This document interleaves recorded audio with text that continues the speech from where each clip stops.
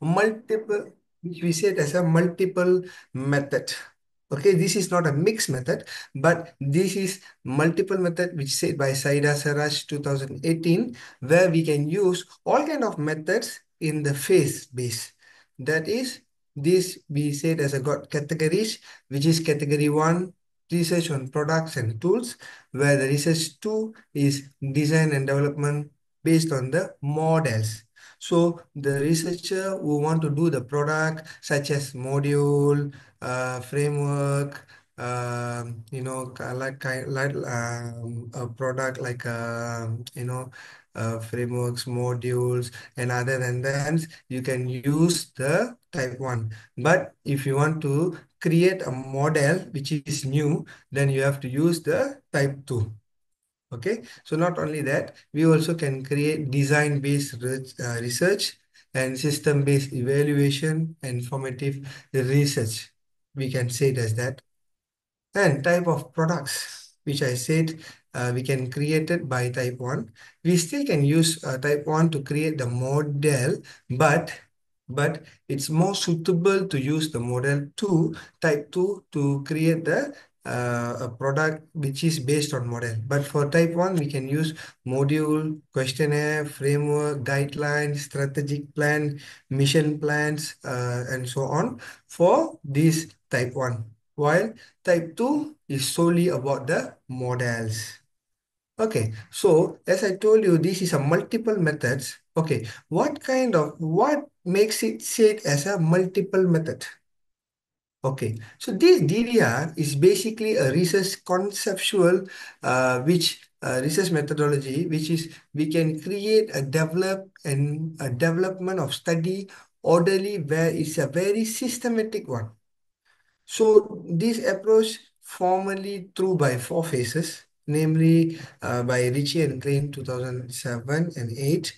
Okay, the first phase is need analysis. We normally do this phase in all kind of research such as quantitative and so on. But this DDR is given a phase, the first phase said as a need analysis phase. Without this need analysis phase, we can't jump to the second phase, that is design phase. And the third phase is development phase. And the fourth phase is uh, um, what's that? Implementation and evaluation.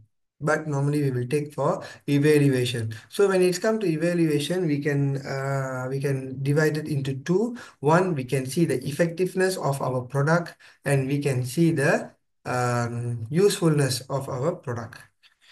That's the best thing in DDR. Okay, so are we gonna use the measurement methods or the tools? Okay, for the research need analysis phase. If you want to use research tools such as qualitative, such as interview, focus group discussion, we can use experts as our samples. Okay, when we want to use the quantitative, such as questionnaire and survey things, we can use the users or the executors. While we want to use the expert validation by using Delphi method or Fuzzy Delphi method, we will still go for the experts who are really good in it. So this will emphasize, or this will the round off the need analysis phase. And when we see design and development phase, as I told you, it's in 4 phases, but if you want, you can make it 3. How? Need analysis, design and development, and implementation and evaluation. You don't need to separate it, the design and development, but if you want to think, you want to keep it together also, no issue.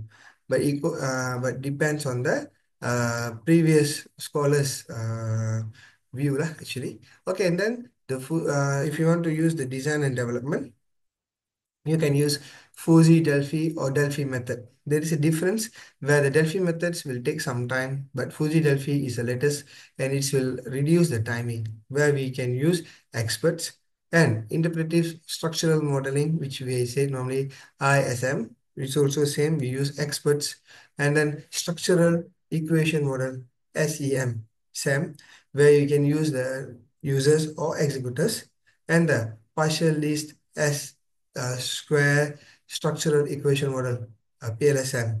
So that is users and executors. Okay, this is for design the model. Design the model, you can use these kind of research tools with these kind of experts. While in that same field, design and development phase, but you want to create a module, we still can use the Fuji Delphi and Delphi method by using experts.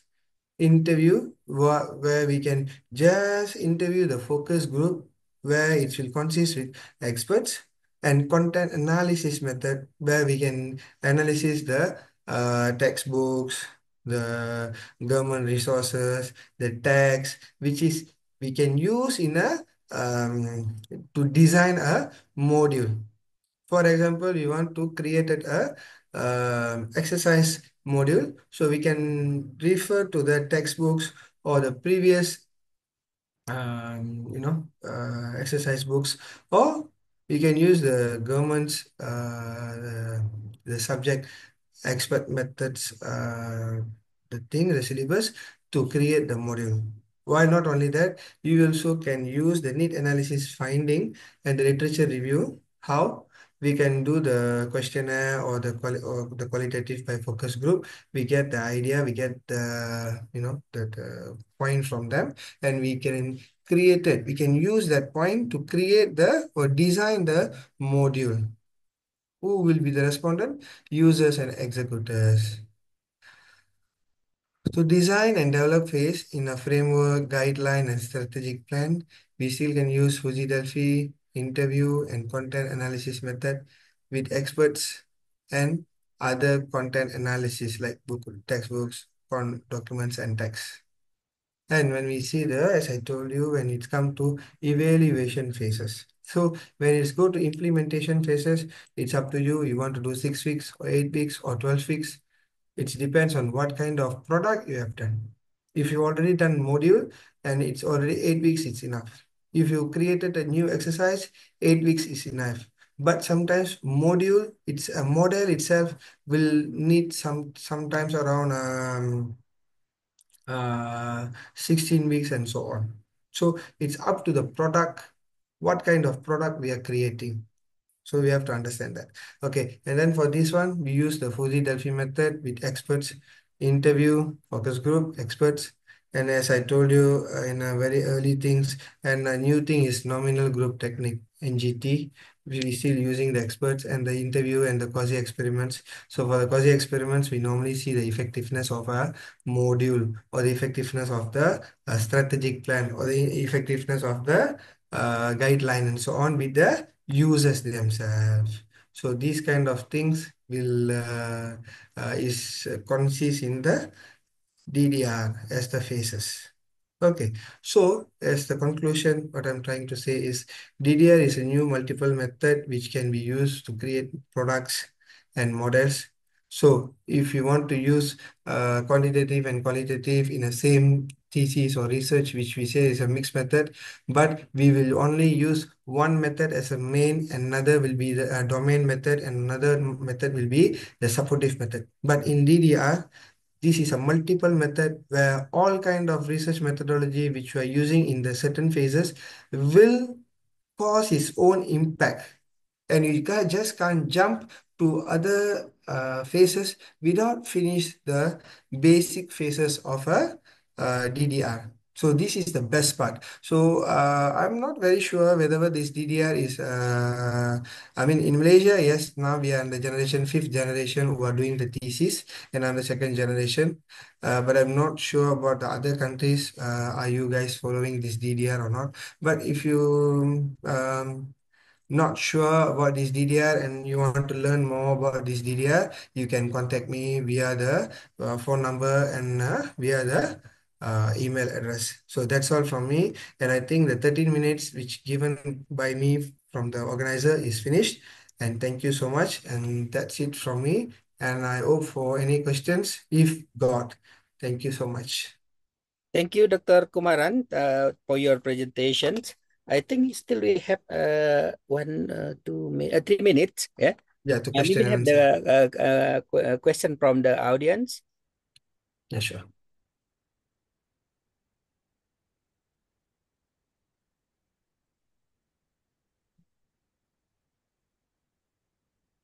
No? Okay, doctor. If no question from the audience, I want to answer one questions. Yes, please. I think I am from IT, so have the SDLC, System Development Life Cycle. This is, I think, not too far from DDS, yeah? DDR, DDR. DDR, your method. This is the different or other method because like waterfall model also have the say analysis, design, implementation, and and the testing. I think the same type. How your DDR is for all type of research. Okay, okay, I understand what you're trying to say. Yeah. Okay, as you see, this DDR is basically from the engineering side, which Okay. use for IT actually, the basic Mm. one. But from them, we are adopted the DDR and the Ritchie and Klein 2008, they make it more broad a bit and make it to the social science where it can be used for every kind of research. Where the type 1 used for strategic plan, guideline, module, and so on. And for the second type is only specify for the models to create the models. Okay. But if you Model. see the model AD and so on, it's all depends on the same kind. Actually, AD also need analysis, design and development, implementation, evaluation. But it's a big model. But this it's a model. But DDR is a research methodology where we say is a multiple method where we can use certain different methods in one phase to create the bigger impact so we won't be questioned and our data will be not compromised in any way. That's the thing. So that's the best part of DDR actually because I finished my second PhD and my first PhD and my second PhD with the DDR. Mm. So yeah, it's quite impressive actually. It's quite impressive and normally won't be asked so many questions in Viva. That's the best part actually. Okay, Okay, thank thank you. you, doctor.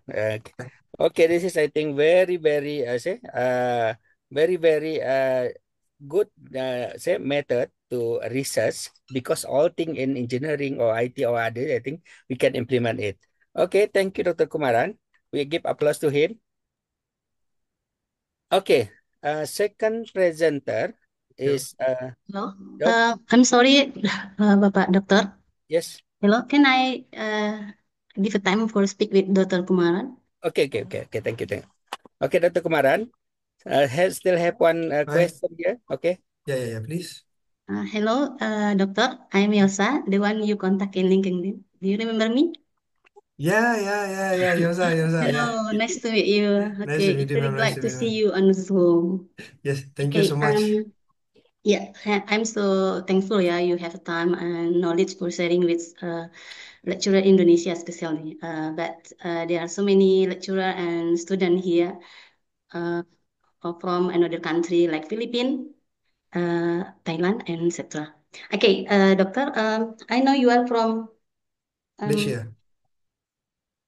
sorry, Malaysia. yeah, you are now your university is Institut Institut Pendidikan Pendidikan Guru Guru Malaysia. Malaysia, Yeah, kampus Yeah. Sultan may I Abdul Halim. speak in bahasa? Maybe Yes, please. boleh? Okay. Please. Boleh. Okay. Kayaknya lebih Ya, abdol ya. lebih familiar. Oke, lebih Uh, mudah sampai. Oke, silakan. ya, mudah sampai ke Oke, sasarannya silakan. begitu, Hmm. Prof. Ya, No may I problem, call you Dr. Kumaran Prof? ya. Ya, Dr. Kumaran, can you listen my voice? Is it clear? Yeah. Yes, it's Udah jelas ya? clear. Loud and clear, loud and clear. Oke, speaking bahasa? Boleh. Nah, ya boleh. Begini, dokter, saya sangat appreciate sekali ya. Terima kasih atas waktunya. Um, Begini, Prof.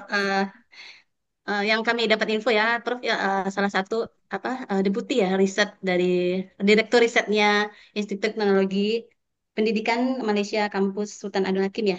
Ya, betul. Abdul Halim. Ya gini, jadi kami sangat apa pingin sekali banyak bekerja sama dengan beberapa kampus in the world ya begitu ya Pak Dokter. Jadi kami ingin bagaimana sih caranya kita bisa untuk selanjutnya nih kita kan hanya dalam bentuk PKM aja, Profnya ngasih kita ilmu berbagi, tapi kita nggak hanya sekedar ini, jadi kita ingin di dunia nyata juga gitu. Bisa nggak Boleh. kita join riset gitu? Atau di institutnya, di universitasnya Prof sekarang, ada nggak jurnal yang sudah terindeks Scopus gitu? Oke, so sekarang saya baru, oke, saya boleh cakap dengan bahasa Melayu ke? Boleh Ya, faham no ke? Iya. problem, betul. Oke, thank you so Heeh. much. Oke, so Apa, dokter? baru tahun ini saya diberikan amanat sebagai ketua unit Ya, selamat penyelidikan. ya, So Dokter. I'm creating now. Actually, we already got the article. Dah ada artikel, the journal ada. Tetapi dia masih dalam my site and my journal. So for the Mhm. Scopus thing, dia perlu melalui banyak proses actually. To get the Scopus is not so easy. I think Dr. Alim Sharif from UiTM also know that because to get a Scopus, status Scopus in Malaysia is a very hard Yeah, thing. very difficult. So we are still processing because we already cut 1 year, so we have to start very fresh to for our journal untuk journal kami. Tapi berharap bersyukur sangat dengan kurnianya dalam beberapa tahun ni mungkinlah saya akan usahakan untuk jadikan Scopus. Kalau dapat jadi, saya akan beritahu geng-geng inilah boleh publish dalam Scopus kami lah, insyaallah. Ya, satu lagi, Pak Prof, kita kan insya Allah akan mengadakan nih secara offline kegiatan internasional conference di Malaysia. Itu akan bekerjasama dengan 3 kampus juga di KL. Nanti kami akan mengajukan proposal enhancing strategic academic partnership gitu. Kebetulan di asosiasi ini dosen ini kebanyakan yang dari sosial, kebetulan saya dari pendidikan juga, kita sama kayaknya Prof itu. Bisa nggak kita join misalnya Prof ngirim ke kita apa untuk conference atau menjadi hosting co-hostnya di kegiatan kita gitu. Okey, kalau saya sendiri nak menceburi diri saya, I have no issue, boleh. Tetapi kalau jika saya nak mewakili institut saya tu, saya kena tanya sebab sekarang IPG ni di bawah IPGM, Mhm. Institut Pendidikan Guru Malaysia. So Mhm. kami kena tanya dulu kebenaran IPGM Rector. We have to ask the rector's permission first, and then only saya boleh beritahu apa-apa keputusan. Kalau saya Mhm. sendiri nak menceburi, no issue. Saya boleh menolong, saya boleh buat apa saja sebagai doktor kemarin, boleh. Tetapi sebagai wakil IPG saya tu, saya kena tanya kebenaran pengarah saya, and then KJ saya, and then rektor. So if everything okay smooth, then kita boleh bekerja sama, no issue at all. And I love to. Dan saya memang suka lah nak bekerja sama.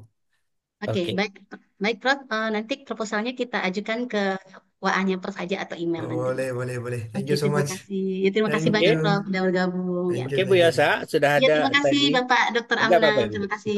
Tadi di dalam itu, di dalam slide terakhir daripada Dr. Kumaran tadi, sudah Ya. dinyatakan dia punya nomor handphone. I think this Mhm. is with the WhatsApp also, Dokter. Ya, ya, Ya, ya, ya, Ya, betul, ya, betul. ya, ya oke. dapat. Eh? Udah. Ada, Oke, ada. oke, oke. Oke, Nanti kita Terima kasih lanjutkan ya. lagi. Oke. boleh, boleh. Thank you so Oke. much. Terima kasih sekali lagi. Thank you, Dr. Bye, Kumaran. bye, Okay, bye. the second presenter is Dr. Muhammad Halim bin Muhammad Sarip from University Technology Mara, UITM. The title is Digital Communication Transformation in the 5.0 Society Era, How Digital Health Problem Platform are Revolutioning Traditional Medicine and Neuroscience. Okay, this is time for you, Doctor. Okay, thank you very much, Dr. Amna. Allow me to share my screen. Okay, Doctor.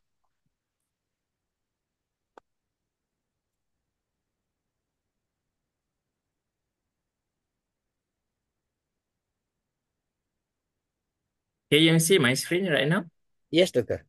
All right. Bismillahirrahmanirrahim. Assalamualaikum warahmatullahi wabarakatuh, and very good Waalaikumsalam. afternoon to everyone. First of all, allow me to thanks to the organizer for giving me the opportunity to be a keynote speaker for this event. I'm very honored to be here, all right, to be the other expert as well. And I see my colleague also from Malaysia, Dr. Kumaran, and the rest of international participant that joining our event for today. Okay, before we start, I would like to introduce myself.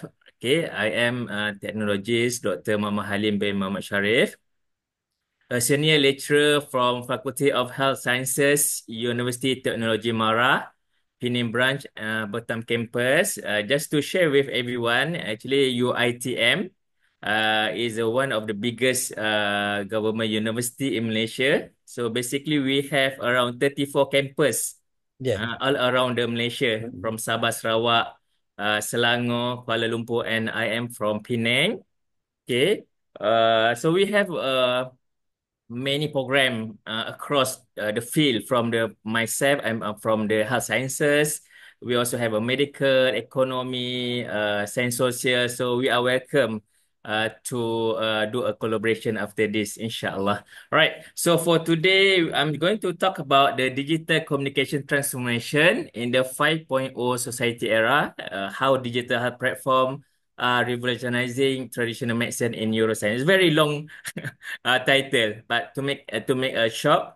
So basically, my thought is about how we want to use the technology that we have right now. For example, we have many technology, and now we have AI, we have ChatGPT, and now we have a new rival of ChatGPT. We have Deep, which is we use for to get the information. So all this AI, we have to use it. We cannot say that it is not good. If we are not using the AI, we will left behind. So we have to embrace to use the technology to improve any field. For example, my field is about the neuroscience, something that related to the brain, to the health of the brain. So I need, by hook or by crook, I need to use the technology AI to improve the outcome for the patient, for example. All right. So we go to the next slide. Okay. So, introduction, why these topics matter. Okay, just to share with you, we actually in neuroscience, we have a very common disease that we are right now try to give a best treatment. For example, we have a neurological disorder, which is Alzheimer disease.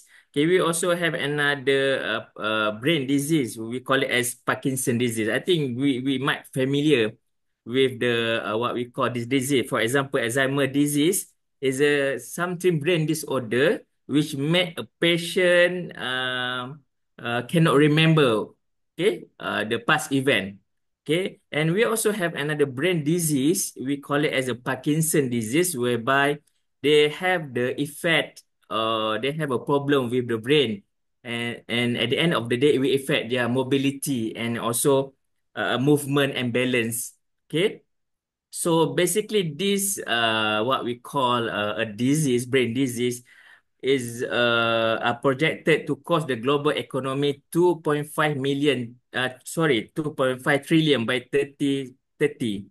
So meaning to say, we spend a lot of money to treat this Alzheimer disease or Parkinson disease, which we call as brain disease. Okay. So we have to know that this disease are what we call a very serious issue, and somehow I just to share with you in Malaysia, all right. So we have around 260,000 people estimate to have a dementia. Okay.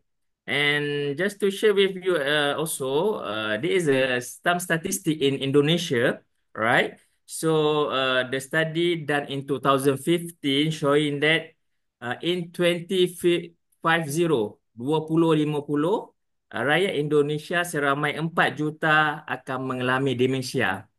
So meaning to say this is a very serious issue, okay? Because it involve a lot of money, okay, to give a treatment and prevention and so on. Okay, and what we need to know is we at the same time we also want to improve our treatment not only for the hospital drug. We also would like to introduce alternative treatment which can complement each other so that we can give a best outcome for our patient. Okay, so I think I think in our country, in Malaysia, Indonesia, Thailand, we use a lot of herbs to as a alternative medicine to cure a disease. Okay, if you can see here, traditional medicine is a 150 billion market, but only 5% are scientifically validated, meaning to say not many herbs or alternative medicine out there are scientifically proven. Okay, that's our concern. So now we want to use a digital AI. For example, we have what we call AI, blockchain, IoT. We want to use the technology that we have right now to offer a bridge to modernize action remedies with empirical rigor. Meaning to say, we want to make sure that our herbal or alternative medicine can be used, okay, as par with the pharmaceutical drug. That's our aim. Okay. Okay, I can share with you, we have some treatment that use alternative medicine. For example, in Ayurveda, okay, we have a treatment. We have a what we call a plant we call Bacoba monera, which is can improve the our brain system. We also have ginkgo biloba, if you have heard before, and we also have curcumin. Okay, curcumin is very proven to be as to treat the brain disease. It's been used for a long time ago. Okay, I think in Indonesia also we have several herbs that we use to treat the Alzheimer disease or to improve the dementia. We have, for example, cabe Jawa. Okay, or in scientific we call Piper retrofatum. We also have another plant we call as kelor, or in English we call it as Moringa oleifera. Okay, we also have some herbs we call as kemangi. Okay, which is herbs. Kemangi. Kemangi from the Indonesia, yeah. Osimum septum, which is actually has been used for a long time ago to improve the brain system, health brain system. Okay, and just to share with you also, we actually some of our drug is actually we extract from the plant. For example, we have galantamine, okay, which is approved by the FDA, drug association, to be used to treat Alzheimer disease. And we also have an active compound we call as resveratrol from grape, from Amgo, daripada Anggo yang kita gunakan untuk melawan disease Huntington disease. So meaning to say, our herbs actually can be used to treat brain disease, penyakit-penyakit saraf ya. Okay. Antara challenge-challenge in traditional medicine, we have lack of scientific validation. Kita kurangnya scientific berdasarkan kita punya penggunaan herba. Okay. Selain daripada itu, we also have the issue with regulatory and ethical barriers. So, meaning to say, in Malaysia, we have it's not easy for our herbs medicine to enter into the market. We have to follow several protocol. That's one of the challenge in introducing traditional medicine in Malaysia. Okay, and other than that, traditional medicine also have the a big issue about the misinformation and also accessibility issue.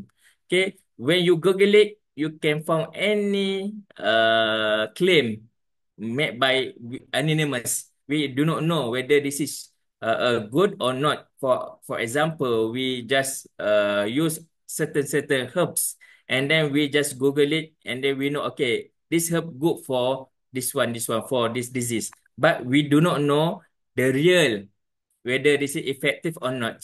Okay, so that's the issue in introducing traditional medicine. So now how our technology we actually can introduce into what we call herbal medicine in neuroscience. Okay, so now we also have a AI powered drug discovery, meaning to say we have a system where actually can identify 1,000 plant, okay, in 1 minute. We can know, okay, which plant that have these properties that can, for example, that can reduce inflammation, that can reduce the oxidative stress. Within 5,000, within 1 minute, we managed to identify 5,000 plant. So we use the technology to make it fast, and also the result also reliable. Okay. And at the same time, also we have a blockchain for transparency. Blockchain is what we call is something that we share information. Okay, we store the information from all around the world, and we exchange the information so that we can give the best treatment. For example, like a country in Argentina, they have produced a good alternative medicine for Alzheimer's disease. So we can exchange the information from that perspective. And last but not least, we also have the apps that we can monitor for our patient. Okay. All right, so something about the policy and ethical consideration. Of course, the first one, regulatory for digital herbal medicine. So we have to have a framework in order for us to make sure that AI is not being misused in order to give or to what we call to find a alternative medicine for this disease. Okay, at the same time, okay, data privacy in AI-driven healthcare is we have to come up with a policy to protect user data in digital platform for herbal medicine, meaning to say, the same situation in the hospital, we have to taking care of the privacy of our patient. Same goes because we do not want to any issue with the security of the internet and so on. Okay.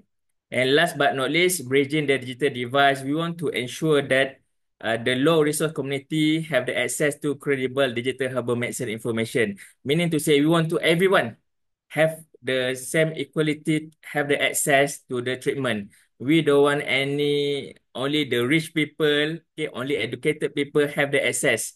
We want everyone, okay, from the rural area and so on to have the access for our treatment information through the system or through the communication. Okay, last but not least, okay, conclusion for my talk right now. Key takeaway: we have a smart digital tools are transforming herbal neuro research and accessibility. Now we have to use AI, we have to IoT, we have to use the technology. We cannot say, as I mentioned just now, we cannot say that we don't want to use that technology. No, it's wrong. Okay. Okay, we have to embrace the use of technology. Okay, but we have to take it in consideration about the ethical as well, right? So AI, blockchain, dan mobile health are crucial for evidence-based herbal neurotherapeutic. Okay, as I mentioned just now, is a big challenge. Actually, we want to produce what we call herbal medicine. Okay, to as a par with the pharmaceutical drug. Okay, I give you one example for pharmaceutical drug. Actually, they have like 20 years of duration in order to come out with drug. For example, we have a Panadol here. Okay, 20 years and 5 stage in ensure to ensure that the drug is safe and there is no toxicity. So we are moving forward on that as well. Okay, so call to action, of course, we have to collaborate, okay, from the encourage interdisciplinary collaboration between the traditional healers, neuroscientists, and digital health expert. And even I think we also can collaborate between Malaysia and Indonesia because we are in the same in the same region and we have the same similarity in terms of the use of herbal to treat the disease. So I think we can moving forward to do a collaboration, not only Indonesia, but other country as well. Okay, and last but not least, advocate for evidence-based digital herbal medicine policies to ensure that everyone is follow the rules that we are moving forward now. And I believe 10 years from now, the use of AI will be very fast and we have to embrace the technologies for the sake of health being or health being of people. Okay, I think that's all from me. Thank you very much for your listening. Okay, thank you, Doktor. Thank you, Dr. Halim. I think masa mencemburu kita, Doktor, 27 minit, 15 minit tepat-tepat. Okay? Thank you, Doktor. Thank you. All right, thank you very much. Thank you for sharing. Okay. I think if you have any question, just using our chat, and then committee will be sent to Dr. Halim about the question. Okay. Next presenter, Dr. Santiana SSEMPD from Universitas Siliwangi. The title is Optimizing ChatGPT prompts for academic purpose. Okay, this is time for you, Madam. Thank you. Am I audible? Am I audible? Yes. All right, thank you. Let's share my PowerPoint first. Yes. Yeah.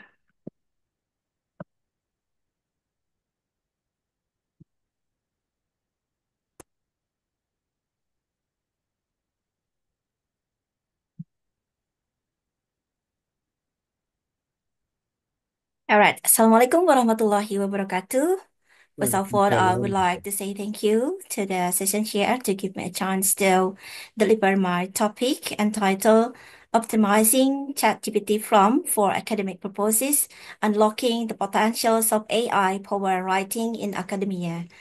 Here I have a chance to deliver my presentation at PkM Online Series ADPI PkM OSA International Community Service Activity ADPI Batch 14 from 1st until 3rd February 2025 with the theme Digital Communication Transformation in the 5.0 Society Era, Embracing a Connected and Intelligent Future.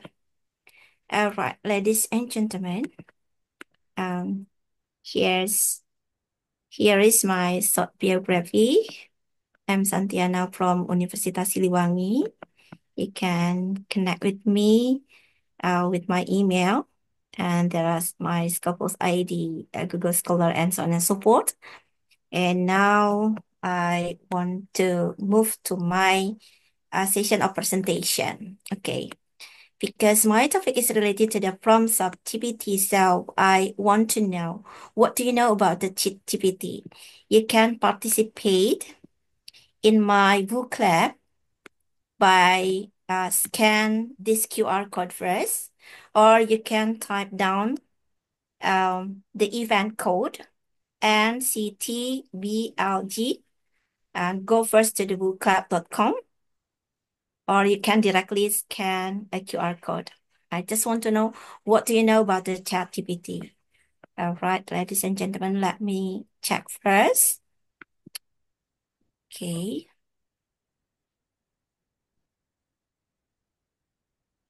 Yes.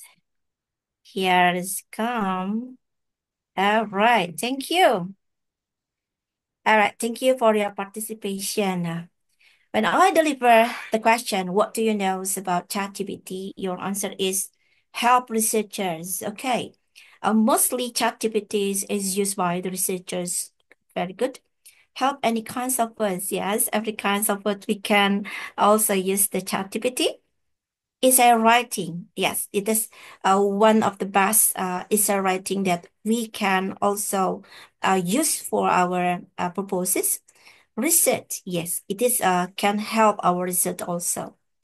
Better text. Yeah, when we typing some kind of text and then we drop to the ChatGPT and then ChatGPT will correct it uh, into the best text.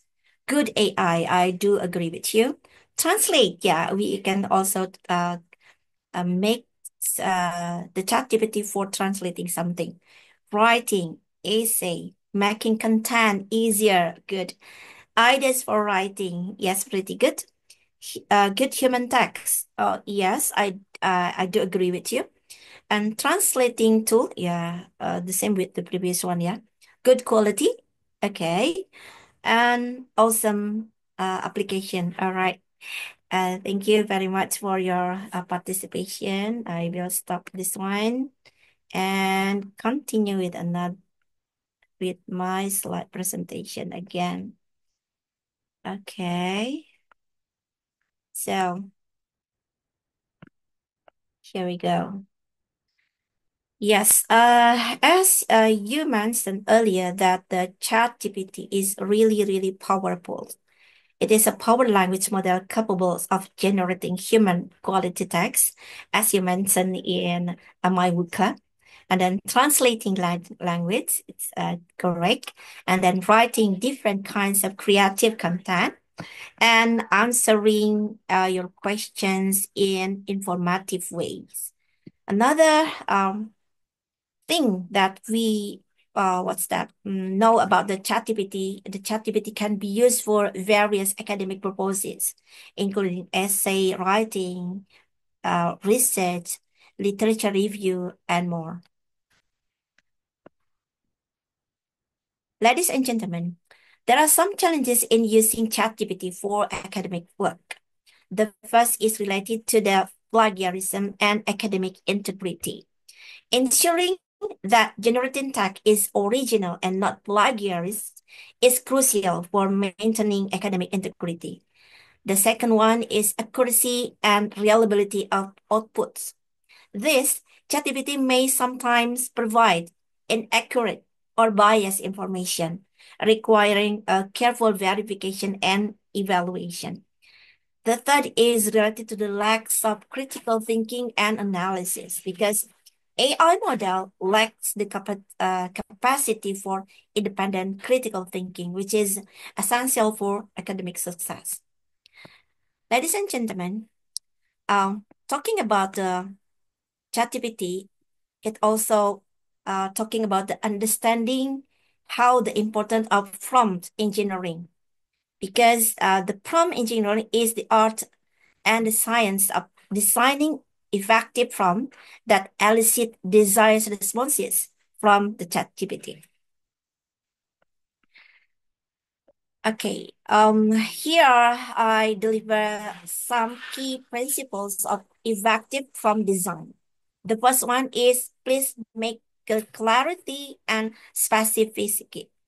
This is answer your prompt is very clear enough, specific, and avoid ambiguity. So when you type down the prompt, the ChatGPT will will help you to to generate your prompt into specific kinds of information that you want. Another principle is content and background. So provide content and background information to guide ChatGPT's response. When we talking about the context and background, will help ChatGPT give you the accurate data. Another principles is desired output format. So be specify the desired format, tone, and length of the output. For example, make 5 sentences, blah, blah, blah, or please summarize related to blah, blah, blah, blah. And then the ChatGPT will make it for you. Another principle is instruction and constraint. Provide clear instruction and also limitation to guide ChatGPT's response. All right, ladies and gentlemen, now we move to the crafting clear and concise prompts. Please use simple language.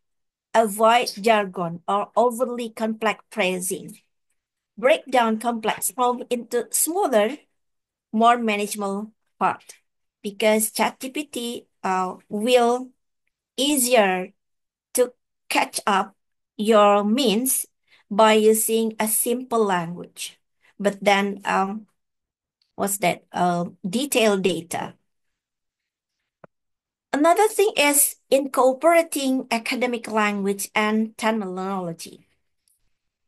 Here, include relevant academic terms, concepts, and theories to guide ChatGPTs toward producing academic quality text.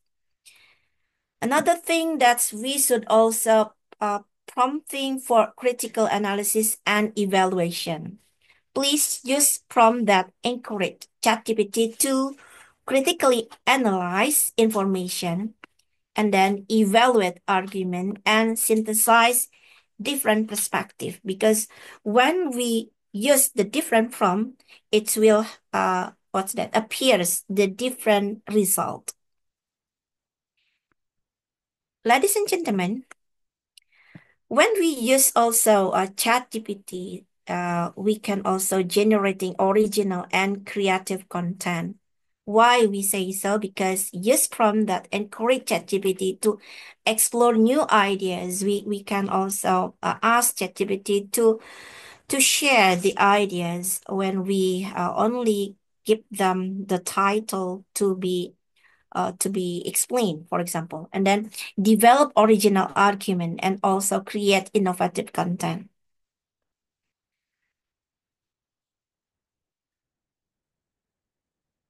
Okay, when we using ChatGPT, someday somehow we what's that? Uh, feel that could be we are detected as the plagiarism. So we should avoiding plagiarism and maintaining academic integrity. How can we avoid the plagiarism and maintaining the academic integrity? Yes, for always check the output for plagiarism and ensure that ChatGPT is used as a tool for learning and not as a substitute for independent work. Yeah.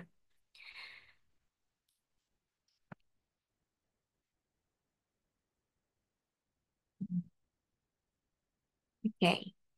Ladies and gentlemen, another thing we should highlight is prompting for research and literature synthesis.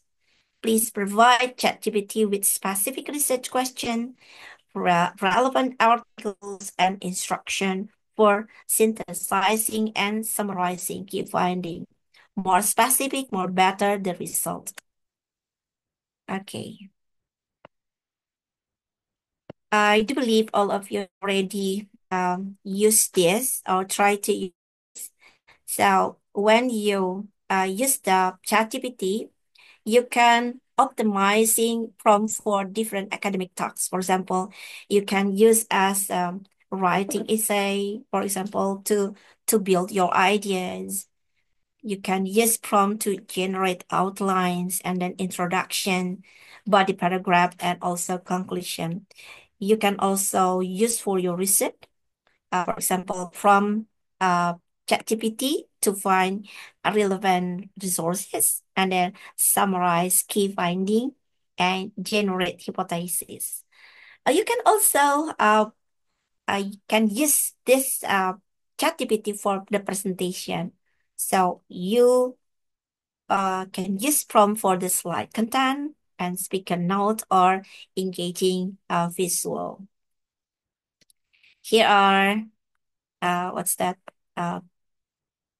Delivered to you the example for essay writing. For example, you can type down drop uh, 300 word introduction, and then the ChatGPT will make it for you because it is clear and clean enough, the introduction, and use the simple word. So word introduction for a papers, you can use the ChatGPT from. Or, for example, you can also type down suggest alternative pricing for this paragraph, and then you can type down the text, and then the results from the ChatGPT will appear.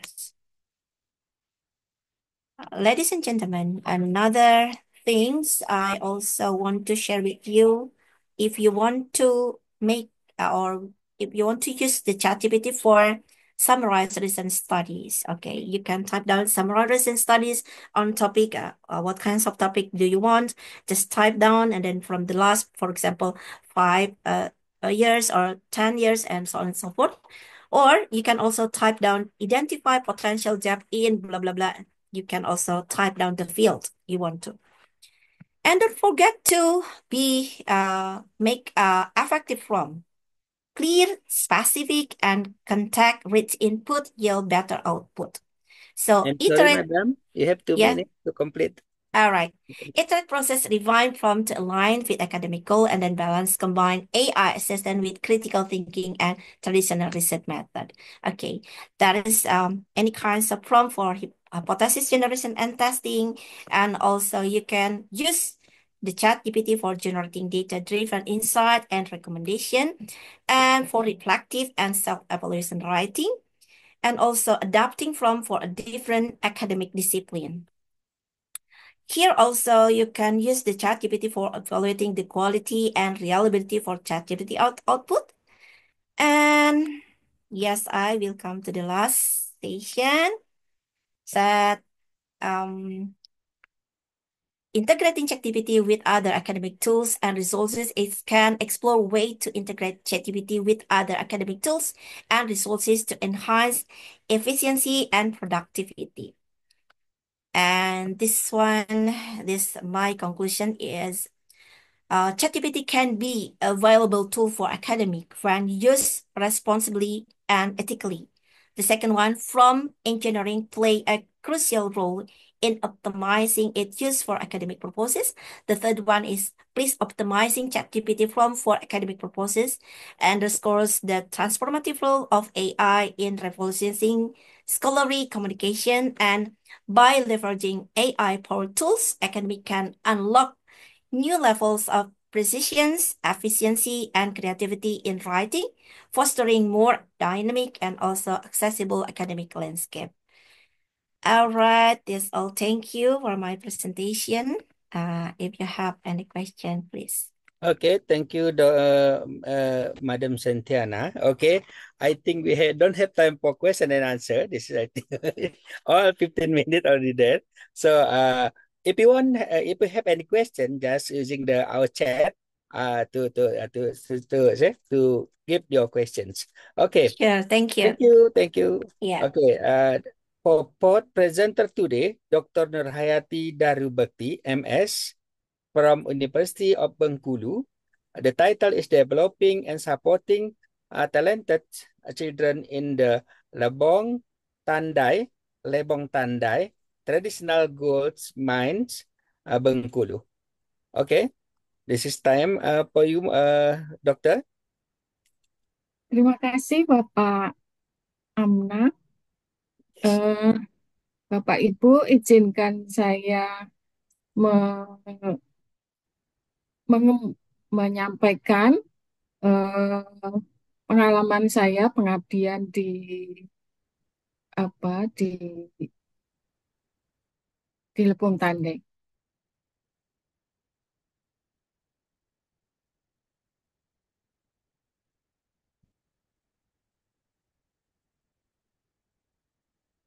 Iya, Bapak Ibu, ini pengabdian kami tentang mengembangkan dan mendukung anak berbakat di tambang emas tradisional Lebong Tandai, Bengkulu. Ya, jauh sebelum Belanda datang, masyarakat sekitar sudah mengenal Lebong Tandai sebagai Swarna Dwipa atau Pulau Emas. Wilayah ini menjadi lebih tersohor lantaran Alter Break, penulis buku Mining in the Netherlands It's Indie, tahun 1944, menuliskan bahwa pada tahun 1910 sebuah perusahaan tambang emas asal Belanda, ini bacanya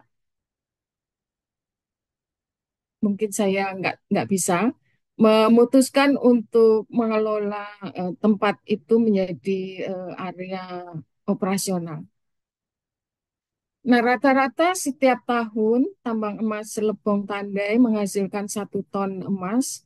Pada tahun 1937, misalnya produksi emas Lebong Tandai mencapai 1 juta lebih gram ya, periode 1900 sampai 1940 menjadi masa keemasan tambang emas ini karena mampu memproduksi 72% dari semua emas Netherlands East Indie yang totalnya mencapai 123 ton secara keseluruhan.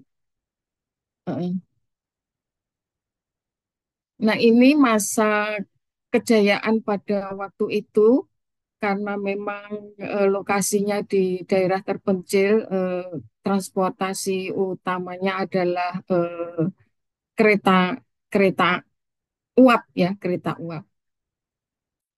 Nah, Lebong Tandai ini sebelum Freeport ya Bapak Ibu, jadi sebelumnya memang ada di Lebong Tandai dulu. Nah, pada masa kemerdekaan itu Lebong Tandai mengalami apa penurunan ya, pasca kemerdekaan masa sulit. Kemudian ada perusahaan dari Australia yang datang pada tahun 1980. Nah, kemudian perusahaan dari Australia ini bangkrut ya. Kemudian sampai sekarang dikelola oleh masyarakat secara tradisional. Nah, jadi Lebong Tandai itu adalah suatu desa di Kecamatan Napal Putih, Kabupaten Bengkulu Utara, Provinsi Bengkulu. Secara geografis, Desa Lebong Tandai terletak di pedalaman Kabupaten Bengkulu Utara dan berbatasan dengan wilayah Taman Nasional Kerinci Seblat, dikelilingi oleh bukit-bukit batu sehingga berbentuk seperti corong. Jalur utama menuju Lebong Tandai yang tetap menjadi pilihan utama bagi penduduk lokal adalah menggunakan motor lori ekspres, disingkat molek. Jalan darat telah dibuka melalui program dua program, namun karena belum dipadatkan ya masih lumpur. Ini kalau musim hujan itu licin. Nah, meski terisolasi ya, masyarakat menikmati aliran listrik menggunakan tenaga air dari aliran Sungai Lusang. Eh, ini perjalanan kami dari Bengkulu ke Lebong Tandai ini eh, sekarang moleknya seperti ini ya Bapak Ibu, karena apa? Ini dibuat oleh masyarakat menggunakan rel yang sekarang sudah lapuk, eh, bahkan karena musim hujan eh, lumpur menutupi kami penumpang biasanya ikut ikut menyingkirkan lumpur gitu pada waktu ke sana. Nah, Lebong Tandai pada masa jayanya itu disebut Batavia kecil ya, Little Batavia. Jadi eh, apa masih banyak peninggalan yang apa ada di sana ya. Di antaranya dulu katanya ada apa eh, lapangan tenis, lapangan basket, ada rumah sakit, ada rumah bola atau biliar ya. Bahkan mungkin ya karena zaman dulu apa tidak boleh membawa keluarganya gitu, kemudian ada rumah bordil ya itu. Nah, eh, konon emas Monas itu sumbangan dari Lebong Tandai ya. Jadi dari 38 kilogram emas yang melapisi lidah emas itu 28 kilogram dari sana. Terutama ini sumbangan dari pengusaha Aceh, Teku Markam pada waktu itu. Nah, emas di Lebong Tandai itu disebut emas molek ya. Ini saya waktu ke sana juga nggak percaya gitu kalau nggak pegang sendiri. Makanya saya senang sekali bisa pegang sendiri gitu pada waktu itu ya. Nah, apa ini apa pengabdian kami ya. Jadi saya ingin mengembangkan bakat karena ada tiga hal yang saya lihat, yaitu kurang mendapatkan perhatian dari lingkungan sekolah, ya. Hal itu dikarenakan ketidaktahuan guru sehingga anak berbakat menjadi tidak tersalurkan keterbakatannya, eh, yang kadang-kadang juga kemudian malah menjadi underachiever. Yang kedua, kurang dukungan dari orang tua untuk membantu mereka melewati setiap tantangan. Kemudian kurangnya penghargaan masyarakat gitu ya, bahwa kalau prestasi di bidang lain itu juga sebetulnya penting. Nah, untuk itu eh, apa saya mengadakan pengabdian ini. Yang pertama, menyelenggarakan kegiatan ekstrakurikuler yang memperkuat karakter anak berbakat sesuai dengan nilai Pancasila. Kemudian melibatkan orang tua dalam mendukung perkembangan anak berbakat sesuai dengan nilai-nilai Pancasila. Kemudian mengadakan kegiatan yang melibatkan masyarakat untuk memperluas wawasan anak berbakat tentang penerapan nilai-nilai Pancasila dalam kehidupan sehari-hari. Ini gambar yang saya temukan kreativitas anak-anak ya ketika ada tembok retak gitu. Saya sangat kaget ya, gambarnya menggambarkan mungkin orang tuanya bekerja di tambang tetapi dengan apa ekspresi wajah yang apa riang gembira gitu. Nah, ini foto-foto kegiatan kami di sana. Nah, kemudian hasil kegiatan, jadi ini belum selesai ya, kegiatan ini belum selesai, masih akan kami lanjutkan di tahun 2025 ini. Tetapi paling tidak telah terselenggara kegiatan ekstrakurikuler yang memperkuat karakter anak sesuai dengan nilai-nilai Pancasila, yaitu kepemimpinan, kejujuran, dan kepedulian sosial. Kemudian terlibatnya orang tua dalam mendukung perkembangan anak sesuai dengan nilai-nilai Pancasila, dan terlibatnya masyarakat dalam memperluas wawasan anak tentang penerapan nilai-nilai Pancasila dalam kehidupan sehari-hari. Eh, Demikian Bapak Ibu pengalaman kegiatan pengabdian kami di desa eh, tambang tradisional di Lempung Tandai di Bengkulu. Eh, Terima kasih atas perhatiannya.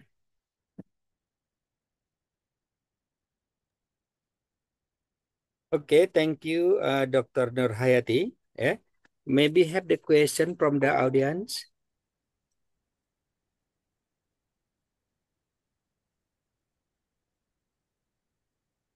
Any questions from the audience?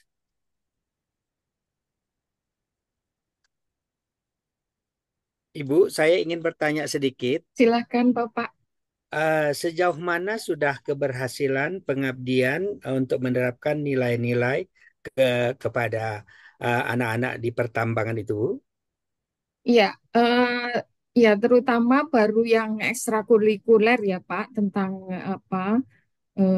tentang kepemimpinan, kejujuran, dan kepedulian di antara anak-anak. Juga yang keterlibatan orang tua itu masih masih belum masih harus ditingkatkan, dan keterlibatan masyarakat juga masih harus ditingkatkan gitu. Begitu Pak. Oke, oke. Terima kasih Bu Nur Hayati. Oke, thank you to Dr. Nur Hayati. Any question from the other audience? Okay. If you don't have any questions, maybe if you have any question, just using the chat room to ask the questions. Oke, terima kasih Bu. Sekali lagi. Okay, for the fifth presenter, we have N. Trianasari MM PhD from Universitas Pendidikan Ganesha. The title is Ethical Consideration in Digital Tourism, Balancing Innovation and Sustainability. Okay, time and screen. Welcome.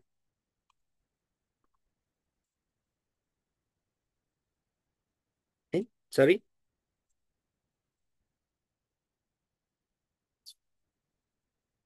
Hey, Pak Dr. Trinasari. Dr. Trinasari.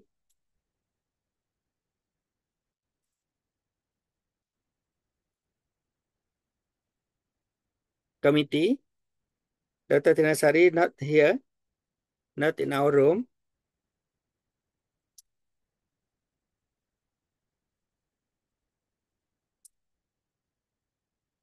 Hello, everyone. Okay, okay. Tourism truly sustainable?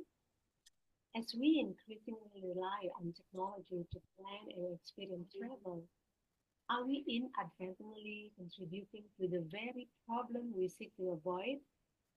This presentation will explore the ethical dilemmas surrounding digital tourism and examine how we can harness its power while minimizing its negative impact. I'm Nana Trianasari. My topic is ethical consideration in digital tourism, balancing innovation and sustainability. So today we'll delve into the exciting yet complex world of digital tourism. The digital age has revolutionized how we travel, from online bookings to immersive virtual experiences. While these advancements offer incredible opportunities, it's crucial to consider the ethical implications to ensure sustainability and responsibility for future tourism.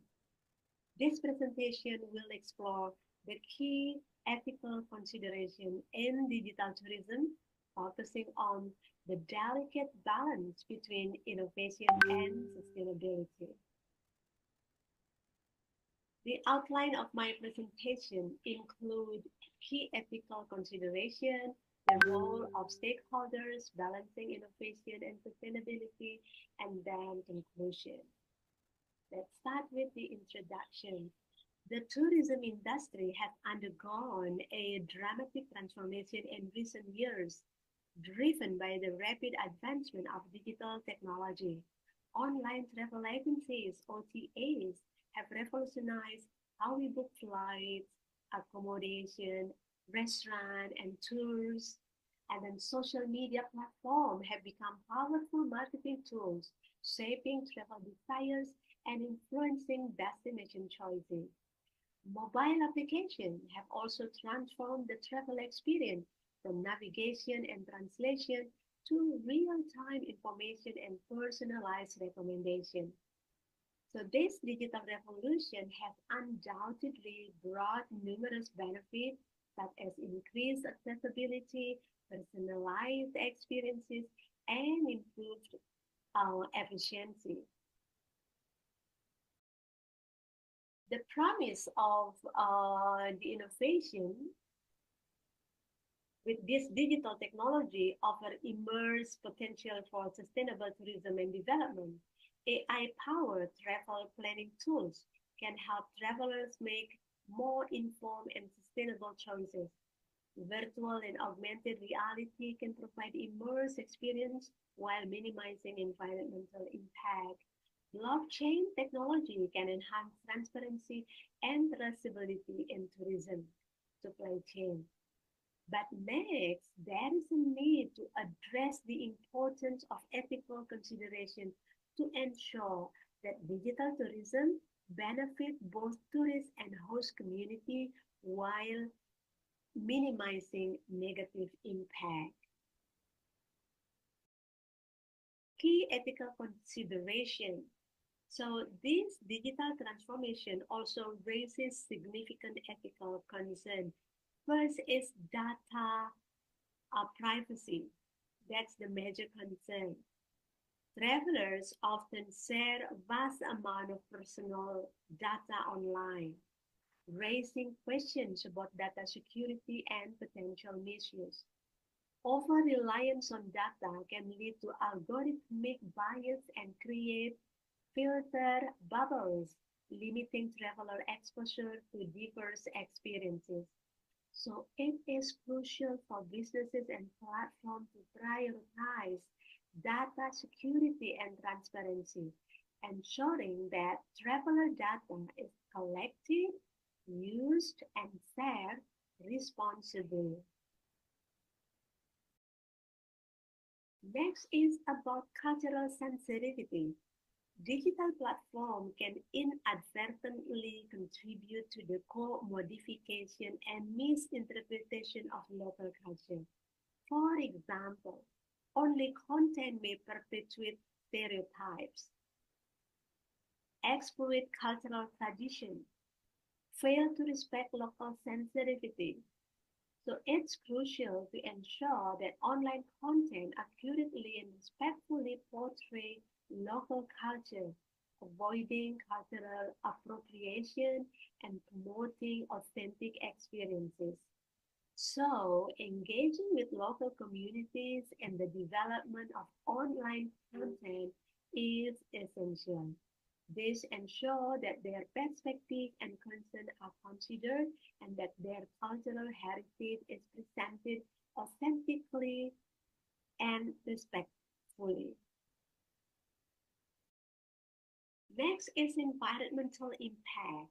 The rise of social media and online travel platforms can contribute to over-tourism, leading to overcrowding, environmental degradation, and the erosion of local culture. So it's crucial to promote responsible travel practices such as encouraging travelers to visit off-season, to explore lesser known destinations, and to support local businesses. Platform can play a role by promoting sustainable tourism practices such as highlighting eco-friendly accommodation, encouraging travelers to minimize their environmental impact. So the potential risks of over-reliance on technology and tourism include the loss of human interaction and the potential for technological failures. Next, balancing innovation with sustainability requires a multifaceted approach. This includes developing ethical frameworks for digital tourism, promoting responsible data practices, and empowering local communities. So it's crucial for all stakeholders, including government, businesses, tourists, to play their part in creating a more sustainable and responsible future for digital tourism. Next, the role of stakeholders. Government play a crucial role in developing and implementing regulations to protect consumer data, promote sustainable tourism practices, and address the challenges of over-tourism. Businesses have a responsibility to adopt ethical practices, minimize their environmental impact, and support local communities. Tourists play a vital role in making informed travel choices and engaging in responsible travel practices. And local communities should be actively involved in the development and management of tourism in their region, ensuring that their voices are heard and their interests are protected. Right, in conclusion, the digital revolution presents both exciting opportunity and significant challenges for the tourism industry. By embracing ethical consideration and prioritizing sustainability, we can harness the power of technology to create a more responsible, inclusive, and rewarding travel experiences for all. So it's essential, crucial, important for all stakeholders to work together to ensure that digital tourism benefits both visitor and host communities while preserving the environment and respecting cultural heritage. Right. Thank you for listening. I'm now happy to answer any questions that you may have. Thank you.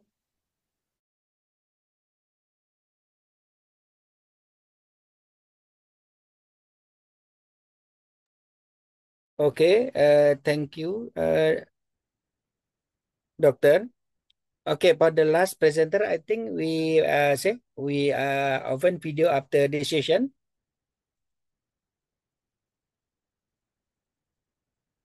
Yeah, for doctor, there are Nida Made Santi Diatri MSI.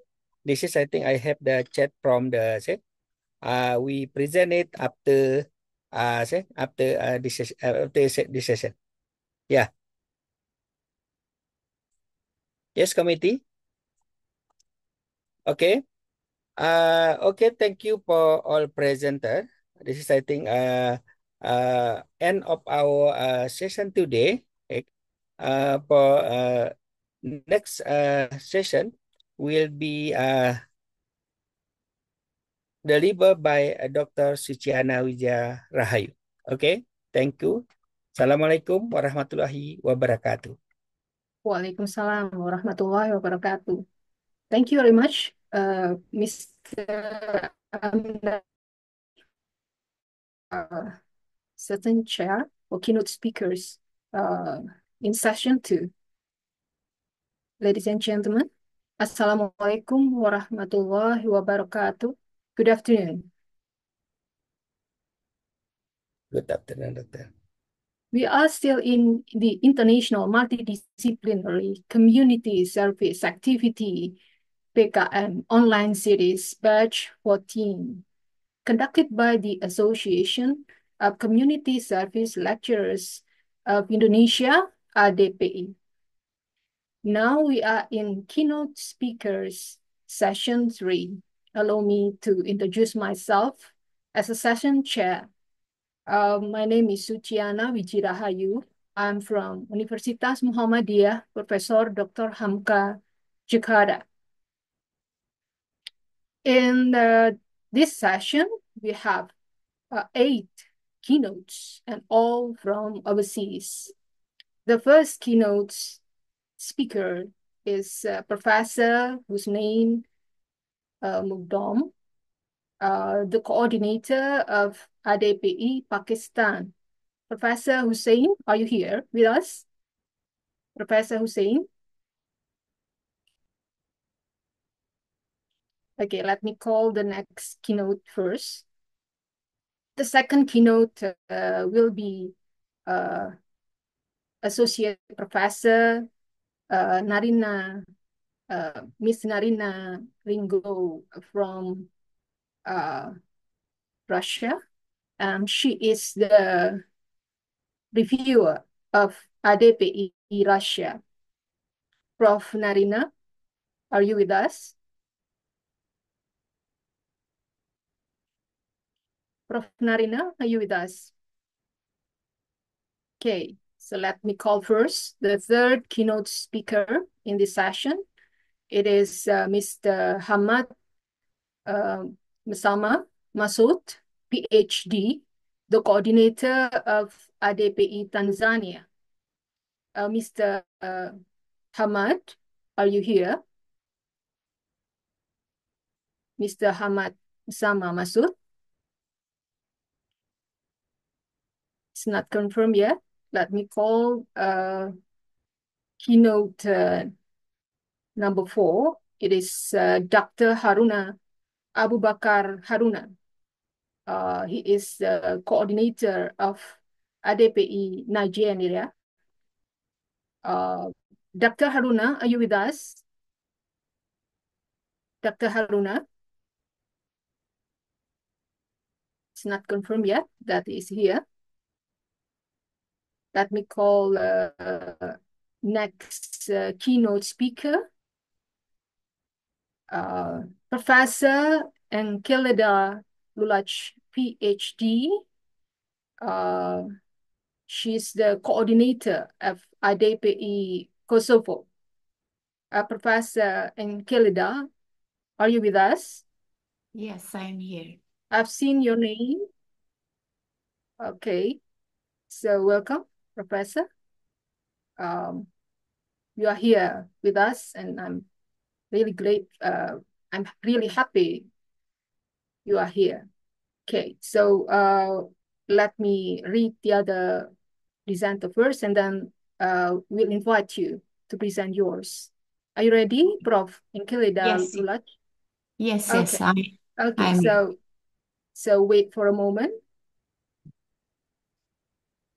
Yeah, keynote speaker number 6 is Dr. Celestine Focus Mushi.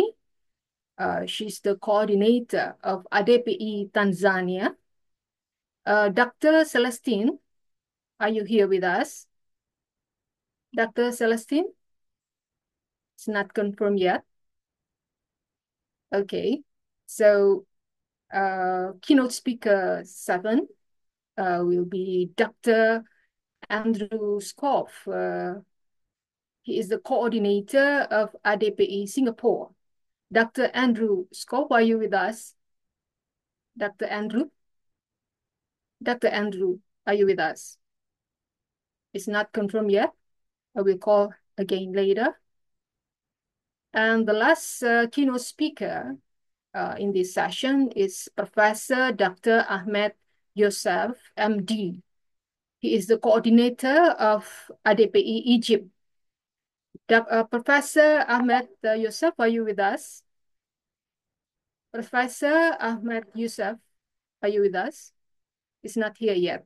So, Professor Khalida Ulach, are you ready with your presentation? Yes.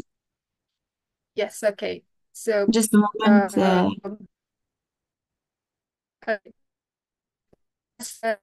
Alula PhD from University Haksi Zeka, and she's the coordinator of ADPI Kosovo. Professor, your time is 15 minutes. And after that, we are going to have a question and answer session. If you're ready, so time Okay. is Can you see my slide clearly? Sure. Okay, Yes, thank you we so can. much. I'm sorry that I cannot open my camera. I am on the road to traveling. Okay. Greetings to all of you, and thank you so much for inviting me. I'm really honored and grateful to be here with you. I am Enkelida Lulay from State of the Kosovo. I work at the Faculty of Business at the University Haji Zeka. I am professor for finance and accounting as well. I am professor at Lincoln University College as a postdoctoral researcher. And as you can see in this slide, I am going today to talk more about women-led enterprises, unlocking strategic profits and entrepreneurial potential. This is my paper published on Web of Science, and you will see some results that are very important for all businesses, especially for the women-led businesses or enterprise. As you can see, I'm going to say some general information for this topic, new point of view, the change in the basic attitude, learn a special skill, and some conclusion and recommendation, and if you have any question and answer in the end. And what next? So what are some contributions from different authors related to this topic? Despite accounting for more than half of the people of working age, women's contribution remain unrecognized to date in various fields. And this seems especially to be so in the case of entrepreneurship. And it's important that from the Rienenbock 2008, find that a few businesses are becoming more socially responsible, choosing to invest on those industries where they are not only able to increase financial performance, but also supporting ethical and social goals. Another contribution is that there is a need for infrastructure and technological advancement in business to increase their profitability, but positive relationship and employer engagement enhance the strategic profitability and business acceptation. It's important to say that, however, ensuring fair valuation and motivating employers still has both theoretical and practical implication. And according to another authors, as you can see in this slide, example Lavoyo or any other, is that a woman entrepreneur is a female who heads the business, proactively tries to generate a new product or new services, takes up the challenge of new tasks, looks forward to bearing the risk, taking care of all financial and regular official responsibilities, and managing the regular affairs of the business. And another contribution is by me in another paper published as well in Web of Science Scopus, is that in order to achieve sustainably profitability, companies need to focus on the behavior of the employers and staff, repeat processing of customer requested, pre and post purchases business support, offering information application such as discounts, usage, expiration dates, and so on. Product content, as well payment methods, it's very important to increase their profitability, and providing transportation services from the company to the consumers. And as well, it is that companies should be cautious about their overall obligation, seeing to improve the performance of total assets, improve the performance of net financial income, and increase the performance of total business revenue, and develop the skills of their employers while upgrading technology, example, machinery, and so on. And what next? As I mentioned before, I'm going to say something from my study. This is the research of, this is the purpose of the research, some collection of data, some methods, and some results and discussion.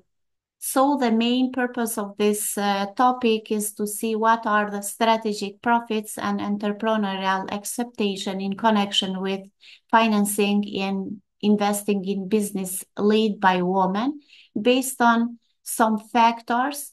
Example, as factor number 1, financing and investment in business. As factor number 2, acceptation from financing and investment.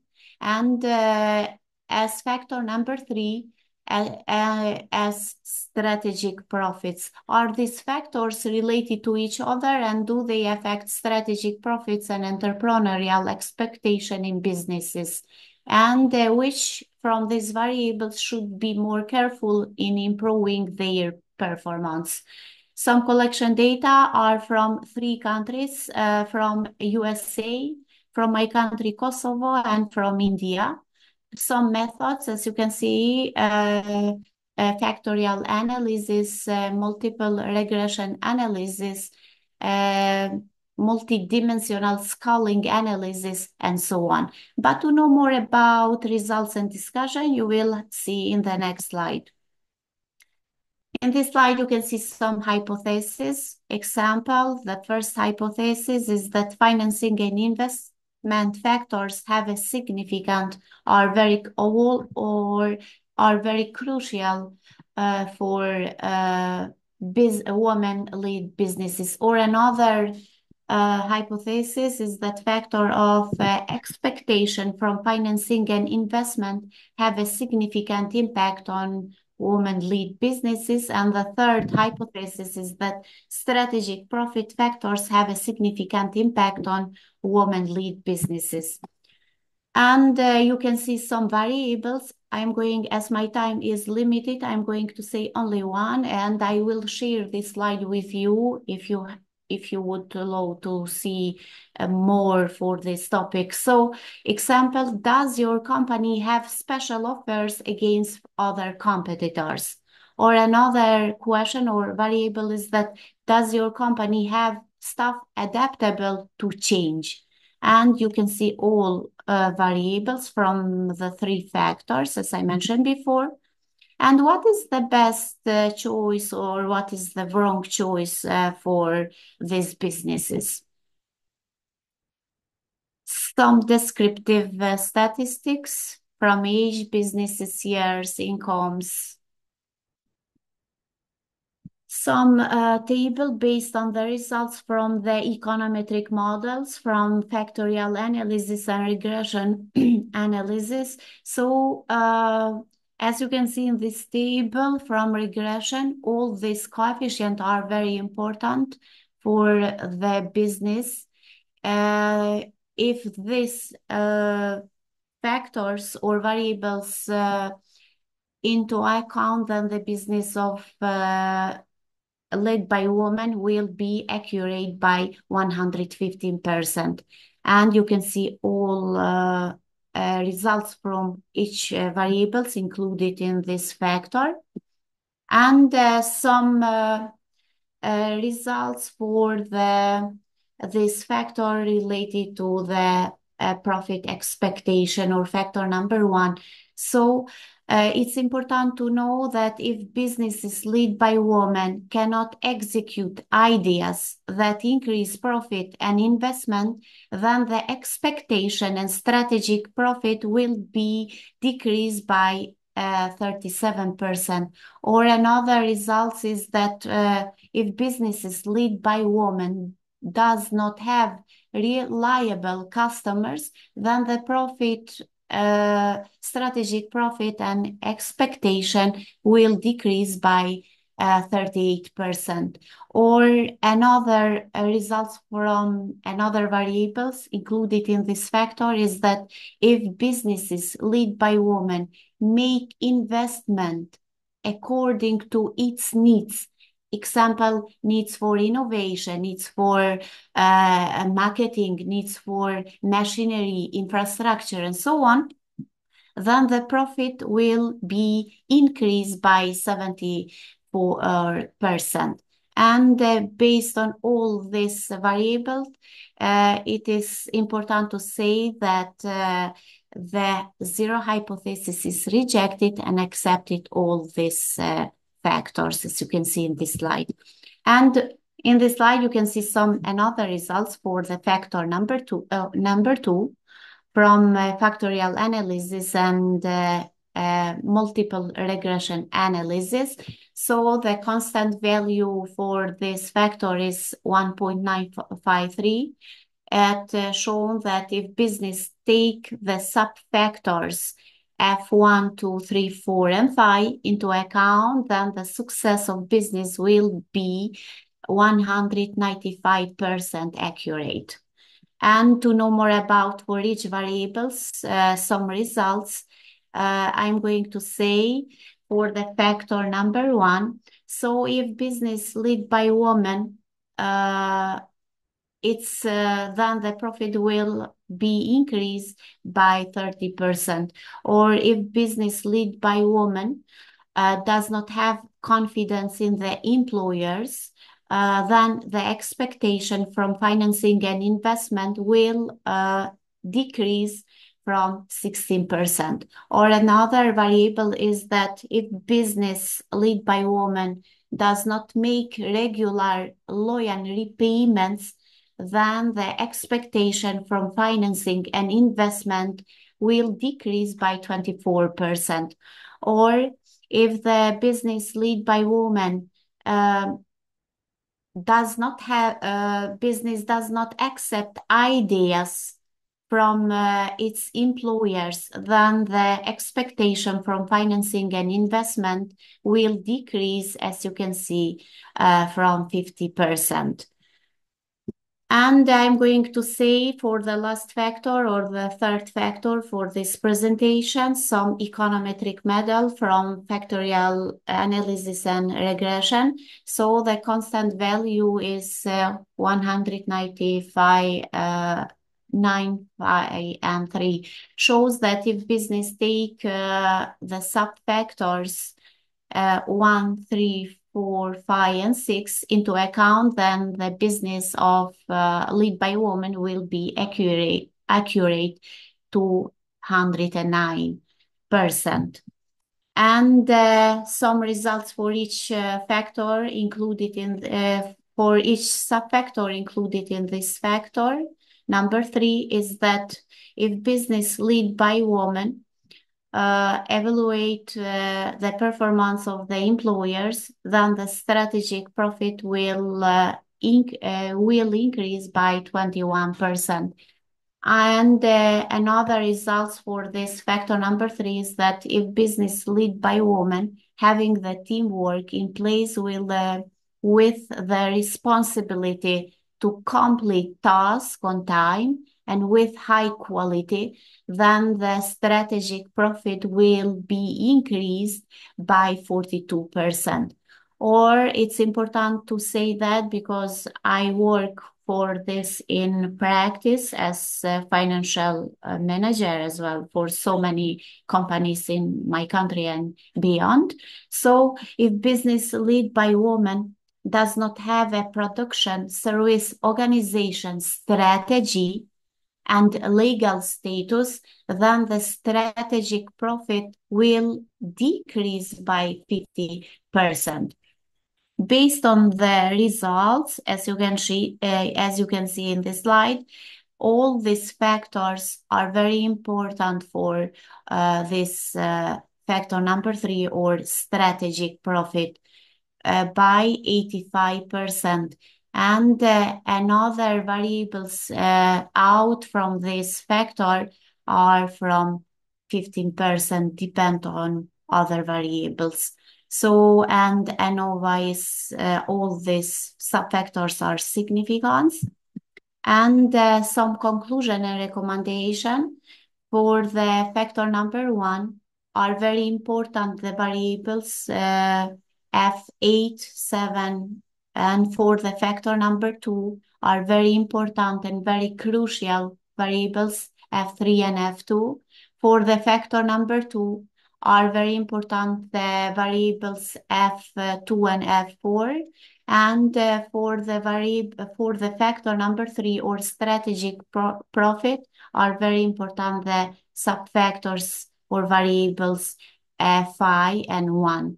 And some recommendation from this topic. It's important that if companies does not have staff capable of adapting to the environmental change and does not have the managerial ability to execute ideas that increase profit and investment, its performance will be decreased.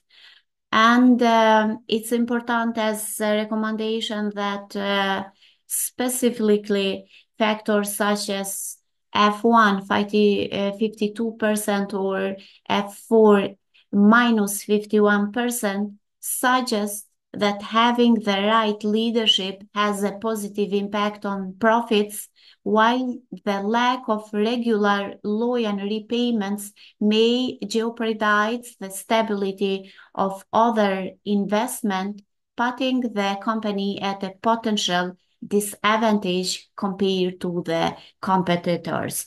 Or if the companies does not have a correct operating strategy, especially for this time, for this dynamic business environment, in businesses and appropriate legal status, as I mentioned before, the risk of bankruptcy and closure is very high, 107%. And if the business appreciates the work of its employers by motivating them, then the strategic profit will increase by 14%. Some literature from my side for this topic. And thank you so much for your attention. Thank you. If you have any question, please feel free to ask me. Okay. So, ladies and gentlemen, if you have questions for Professor Enkelida Lulach, the title of her presentation is Women-Led Enterprises, Unlocking Strategic Profits and Entrepreneurial Potential. So if you have questions, you may ask directly to Professor Enkeleda, or you may write it in on the chat box. Any question?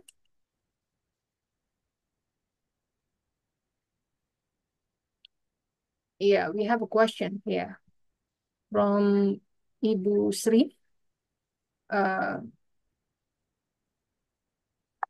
Thank you, Prof, for the very valuable insight. May I ask a question? In Indonesia, many women become entrepreneurs, but quite a few stop midway because their businesses fail to grow.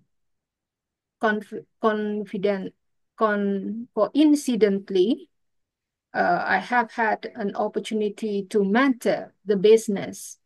What strategy can women entrepreneurs adopt to scale their businesses successfully?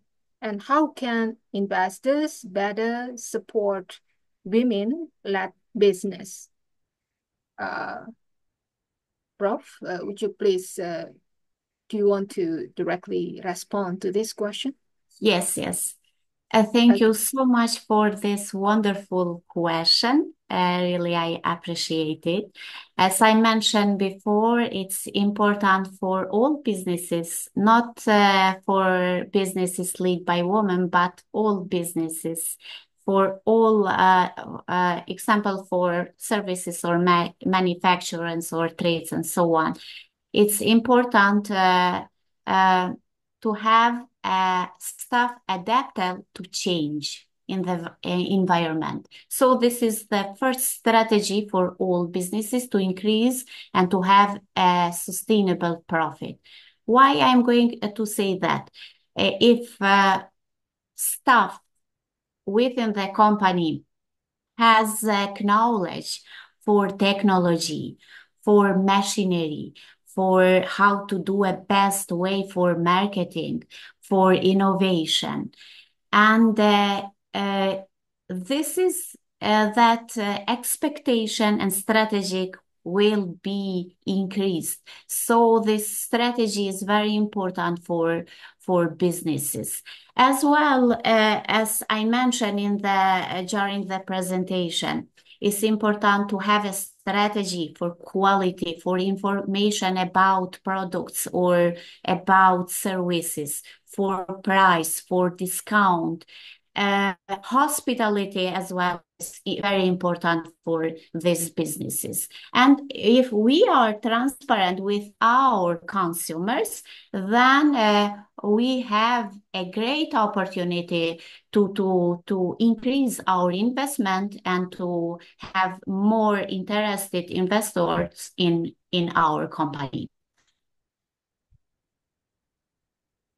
Thank you, Prof. Enkeleda, for the response. Ibu Sri.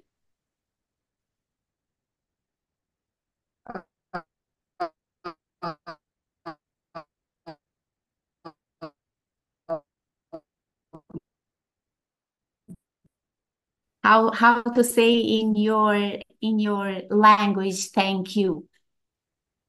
Oh, yeah, that's right. Okay. Thank you for the question, Ibu Sri, and thank you for the answer, Prof. Enkeleda. Okay. Prof, I think we need to continue to the next presenter. Again, thank you very much for a valuable presentation you have shared to us. Thank you, Prof. Enkeleda, very much. Thank you too. It was my great gentlemen. pleasure. Thank you. Yeah, thank you, Prof. Ladies and gentlemen, let us call again the keynote speaker in session 3. Let's invite Professor Husnain Mugdum from Star Groups of Colleges and coordinator of ADP Pakistan. Prof. Husnain, are you here with us? Yes. Okay, Prof. Okay, welcome, Prof. Husnain. We have 15 minutes to have your presentation, and after that we can have a question and answer session.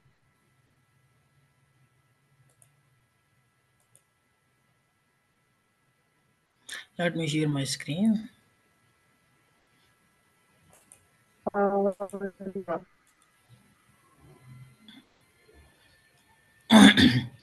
My screen is visible to all of you. Okay, thank you. Here is my little introduction. I think many of you are well aware of that. Let me start my presentation on digital communication transformation in the 5.0 society era, embracing a connected and intelligent future. Thank you everyone for having me here with you. Special thanks to the whole team of ADPI for providing such a platform to share our experiences, philosophies, thoughts with global educationists, researchers, and change makers.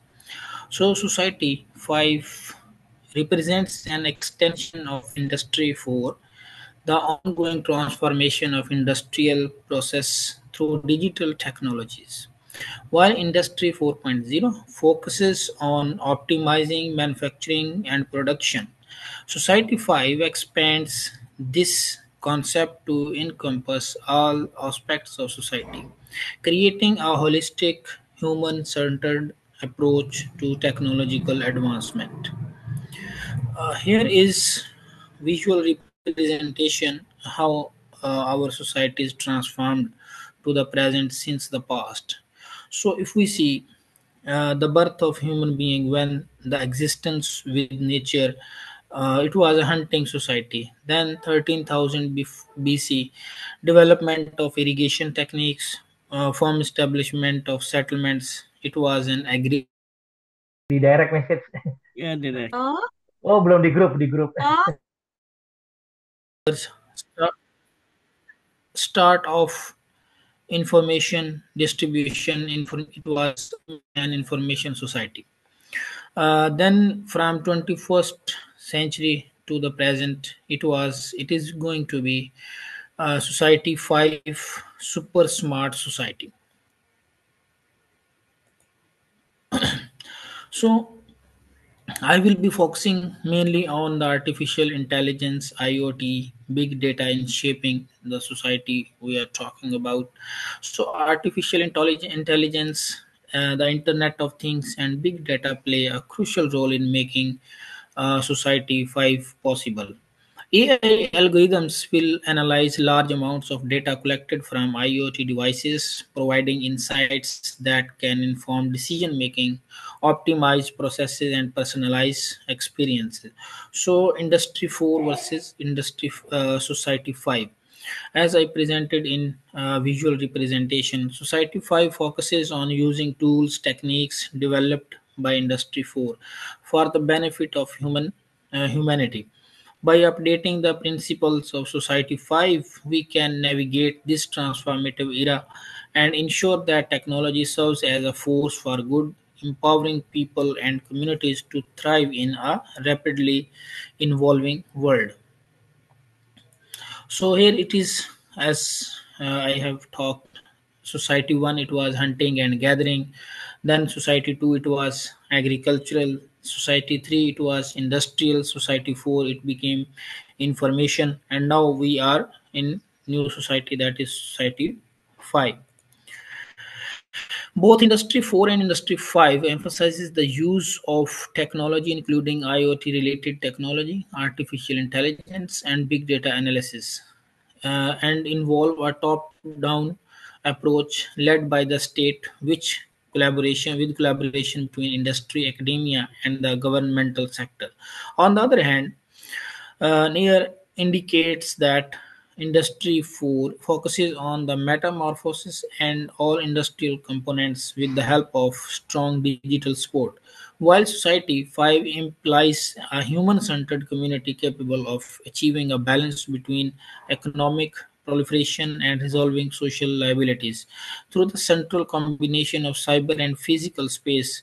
Regarding differences, Industry 4.0 advocates for smart factories whereas Society 5 advocates for super intelligent society. In other words, Industry 4 is implemented in the manufacturing environment, while in Society 5 it will be implemented throughout society.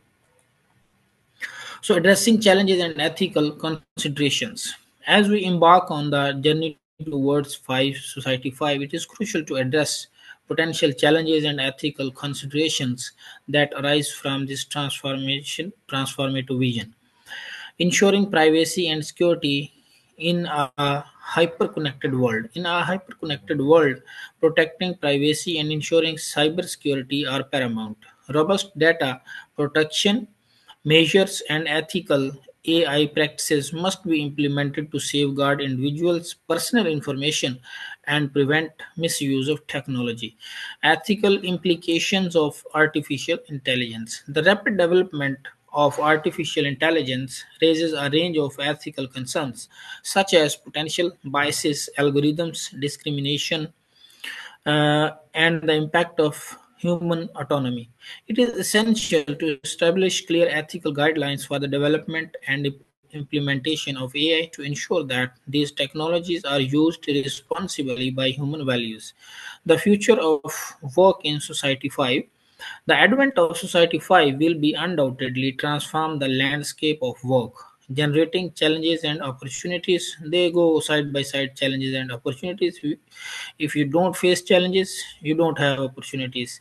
As technology becomes increasingly integrated into the workplace, we must adopt our skills and mindset to thrive in the environment. One of the most significant concerns surrounding super smart society is the possibility of automation displacing workers, particularly in repetitive and low skilled jobs. As AI driven machines and robots become more sophisticated, they may take on tasks that were previously performed by humans. This is how the society is changing day by day. So, new opportunities in the knowledge economy. Society 5 will also create a new opportunities in the knowledge economy, particularly in fields such as data science, software development, and creative industries. These jobs will require a combination of technical skills, critical thinking, and problem solving ability. These are the skills which are highly required in the present era. The role of education and training. Education and training systems will need to adopt to prepare people for the demands of Society 5. This includes incorporating new technologies into curricula, developing innovative teaching methods, and fostering a culture of lifelong learning that should never stop. Embracing lifelong learning. In an era of rapid technological change, lifelong learning will become increasingly important. People must be prepared to continuously update their skills and knowledge to remain competitive in the job market. The people who are lagging behind in the present era will be uh, behind from those people who are learning digital skills, who are learning AI tools. They will excel and surpass. So there are few examples of Society 5 in action. Smart cities, transforming urban landscapes and revolutionizing by the use of this technology. Healthcare with technology, enhancing education through digital innovation, sustainable agriculture for our society. These are the basic things Society 5 is going to do all that. Embracing the future of society. We are in the present, how we can see the future of the Society 5. As we navigate the transformative era of Society 5, it is essential to address the future of work with a proactive and adaptable mindset. By embracing lifelong learning, developing new skills, and fostering collaboration, we can ensure that this technological revolution empowers people and communities to thrive in a rapidly changing world. A super smart society presents a unique opportunity to reshape our society for the better. By adopting the principles of human centered innovation, co creation, and ethical use of technology, we can create a future where technology empowers people address social challenges, and improves the well-being of all. So let's join forces, the people, the societies who are making Society 5 a reality that benefits all humanity. Thank you, all of you. That was all from my side. Welcome, Prof. Thank you, Prof. Husnain. The title of the presentation is Transformation of the Society to Digitalization by the Use of AI. Is there any question? There is questions. You may directly raise to Professor, or you may write that in the chat box. And in the chat box, we haven't got any questions yet. I have one question for me, Prof. Yes. The question is, how is the policy implemented about this transformation, digitalization by the use of AI in the STAR group of colleges, your institution? How is it implemented already, the policy? Yeah, thank you very much. Welcome. So, the policy of digitization has been established. It is based on some systems which are based on artificial intelligence, and we all, the students, the teacher, the system, will benefit from it. So, the basic rules, the basic policy is that uh, everyone's personal data should be secure and safe. It must be beneficial for students, it must be beneficial for the institution, it must be beneficial for the students. So the system which was working based on human beings, now it is being based on artificial intelligence, that they work rapidly, they work intelligently. Thank you. Okay, thank you, Prof. Thank Husnain. you. Is there any questions from audience? Okay, there is a questions here, Prof. Thank you, Prof, for the excellent presentation. Can the development of AI help in poverty elevation and development? In your country, has AI been used for this purpose? What have been the result? Thank you. Thank Over you. to Frankly speaking, AI is being misused in my country instead of being positively used. For example, the people are making funny videos. There are two aspects of using artificial intelligence. No doubt, we are using different tools in our research work, in many departments, in many institutions. But as I have talked in my presentation, that it must be taught, it must be there will must be some trainings how to use AI in positive things, in for the benefits of human being, rather than just making funny videos, just creating rubbish material on the social media. uh, there are few checks, but I think there must be more checks, that no one should use it in a negative way. So it is not being still focused in a positive way. Thank you, Prof. Husnain, for the response. Thank you, Ibu Sri, for the question. Thank you. Okay.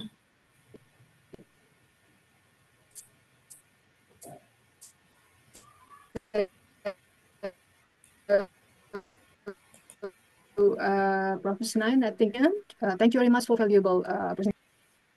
Ladies and gentlemen, let's invite the next keynote speaker presentation, and let's call Associate Professor Narina Ringo from Northeastern Federal University, Russia, and Overseas Reviewer of ADPI Russia.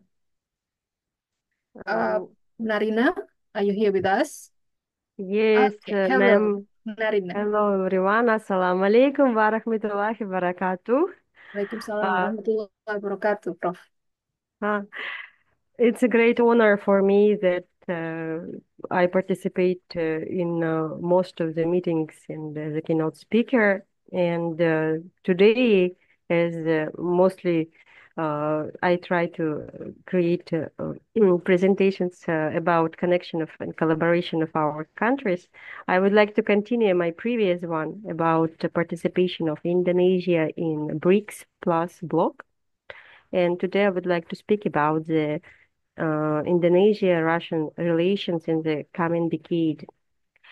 Uh, as far as you know, Indonesia rejected participation in BRICS Plus in a bloc that unites Brazil, Russia, India, China, and South Africa. Currently, some more countries joined it as a union that restores and establishes alternative to the global West, so-called global West.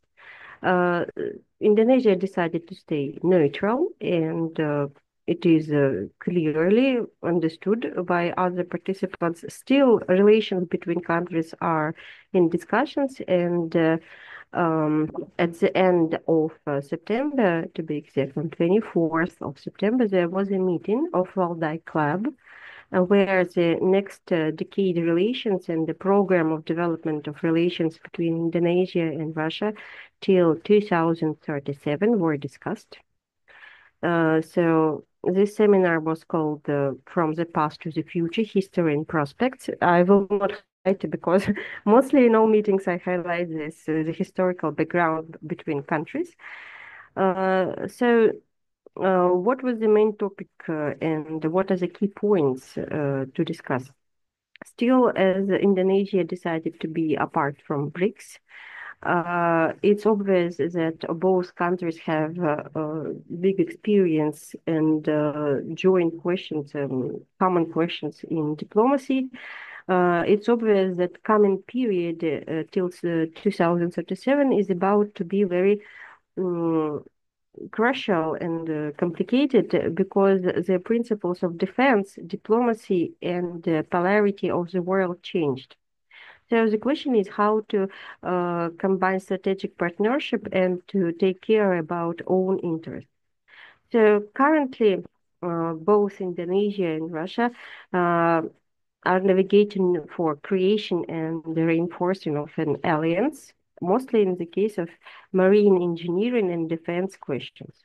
So key areas of future cooperation between two countries are climate change. It's obvious because it is an essential question as the population of the planet is growing rapidly and in a very visible scale.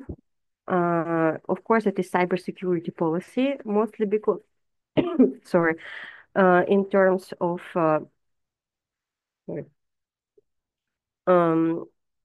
creating sovereign and independent internet and financial system globally.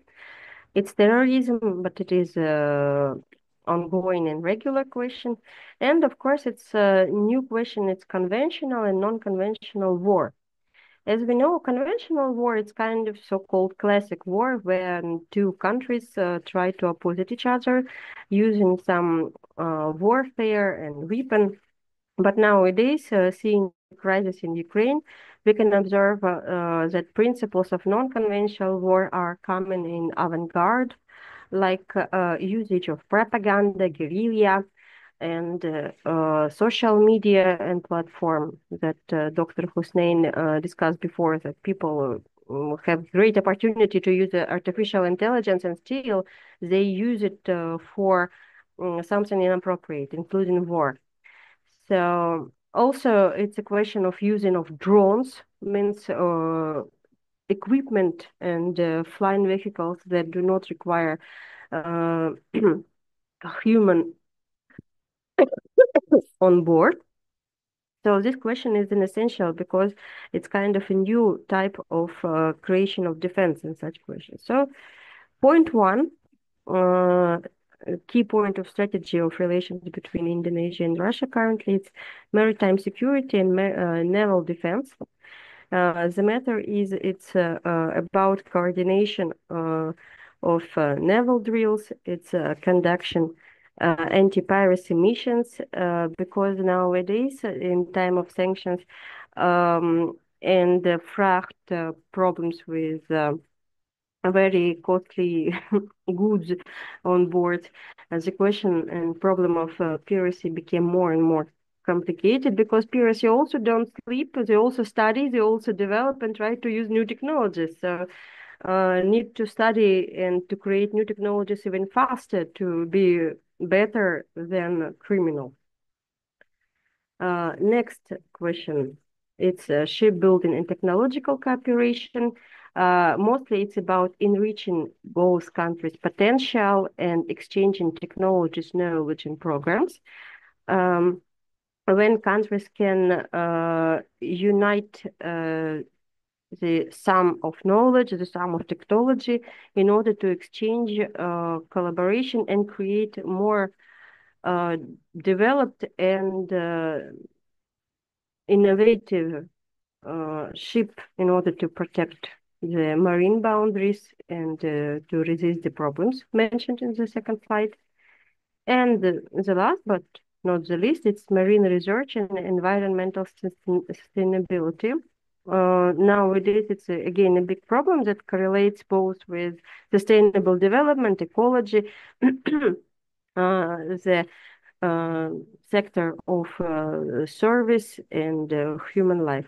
The matter, I think on the first meeting when I was invited here, I was telling about the development of Arctic region.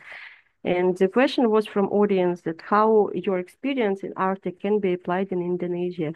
So the application of experience gained in the very cold waters of Arctic Ocean can be applied in general in the exchange programs because it's an experience that was gained in a very severe conditions. And it shows how it's possible to prevent biodiversity, how to prevent fighting with pollution and other issues connected to environment, our environment. So, as usual, I will be brief. Conclusion. Next decade, next even 12 years till 2037 are considered as a period of collaboration between our countries. And it's visible that despite Indonesia is not a member of BRICS or other essential blocs where Russia is present, still collaboration is, and it corresponds to the principle of multipolar world. Also, the communication between countries helps to keep the sovereign policy and to protect interests of all countries. And in general, it's supposed to be quite fruitful. Also, the terms of this program, that it is extended up to next 12 years, shows that relations are going to be sustainable and long-term. That's all what I was going to tell, and thank you. Okay, thank you very much, Prof. Narinaringo, for valuable share. It is about the coming decade of Indonesia and Russia relation. Any questions? Yes, I see the question in chat. Yeah. Can the development of artificial intelligence help in poverty alleviation and development? In your country, has artificial intelligence been used for this purpose? What have been the results? Actually, before appearance of artificial intelligence, I cannot tell about directly fighting with poverty because we have a lot of social programs to support people who are in a difficult situation. Technically, now the situation of people is quite complicated because of crisis, war with Ukraine, and but digital platforms were used in a very wide manner. For example, all government services, all services connected to house purchasing, home loans and so on is executed since I think 10 years through the platform Gosuslugi. It's kind of digital government. So even before artificial intelligence was implemented too much, um, everywhere, Russia started to use it because um, social support, government support is um, kind of is given by on principle of one window. Means you gather all the documents, you can bring them in the office or to download them in this digital government and get some benefits if your income is below a certain level. Currently, I cannot say that it is sufficient. Country definitely is facing a lot of problems connected to poverty, to the high inflation prices, and attempts of economic blockade, but still it is running on. And about artificial intelligence as a faculty, I can say that I have problems with students because they use this chat GPT to create an assignment, and sometimes this chat creates fake scientific researches to which students refer to. Means it refers to the articles that do not exist at all. And one more. आपका bisa di-share link daftar khadir. Terima kasih. Community service or empowering program are similar to those in Indonesia. So what activities of forms? I think answering this question I can use for the next presentation in November.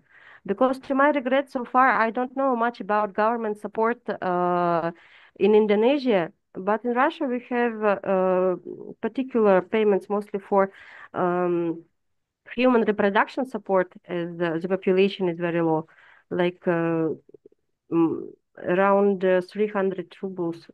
Sorry, can convert. So yes, money are given for the birth of first child, money are given as a certificate for the birth of second child, but they can be used only on purpose for buying a house or a part of a house, paying for home loan, education, and parents' retirement plan. Also, there is particular payments for the single mothers, single parents for children. And from time to time, occasionally government also gives some support. Like, for example, as it was during COVID time for family with children under 8 years.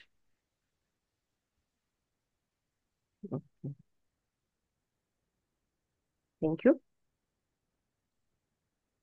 Okay. So interesting questions and excellent answer. Thank you, Prof. Narina Ringo. Most Okay. welcome. Yeah. Okay. So for valuable presentation, let's have another keynote speaker after you, Prof. Thank you very much. Thank you. Yeah, ladies and gentlemen, so let's invite the next keynote speaker. It is Hamad Misama Masood, PhD, from Muslim University of Morogoro and coordinator of ADPI Tanzania. Mr. Hamad Misama Masood, are you here with us?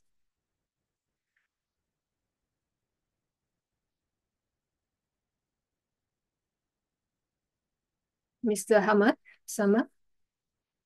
There is no confirmation yet, so let's call next presenter first, and then we're going to invite him again. Next keynote speaker is Dr. Haruna Abubakar Haruna from University Africaine Franco-Arabe, Bamako, Mali, and is the coordinator of ADPI Nigeria. Dr. Haruna Abubakar, are you here with us? Dr. Haruna? Dr. Haruna is not here yet. There is no confirmation. So let's call next presenter. Dr.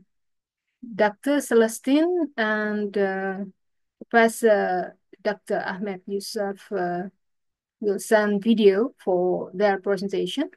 And now let's invite Dr. Andrew Scott from National University of Singapore, and he's the coordinator of ADP Singapore. Dr. Andrew? Hi, hello. Can you hear me? Yeah, sure.